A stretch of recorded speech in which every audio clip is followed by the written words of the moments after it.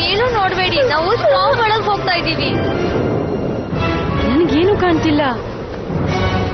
ಏನದು? ಮ್ಯೂಸ, ಅಲ್ಲಿ ನೋಡು. ಸ್ಟಾರ್ಮ್ ಹರ್ಪೀಸ್ ಅವರು ಫೇರಿ ಟೇಲ್ ಮಾತ್ರ ಇದಾರೆ ಅನ್ಕೊಂಡಿದ್ದೆ. ಕೆಲವರು ನಮ್ ಬಗ್ಗೆ ಹಾಗೆ ಅನ್ಕೋತಾರೆ. ಅಲ್ಲಿ ನೋಡಿ, ಅವ್ರು ಇನ್ನೊಂದು ಅಟ್ಯಾಕಿಗೆ ರೆಡಿ ಆಗ್ತಿದ್ದಾರೆ. ನಾವೀಗ ಡಿಫೆಂಡ್ ಮಾಡ್ಕೊಳ್ಳೇಬೇಕು. Magic wing.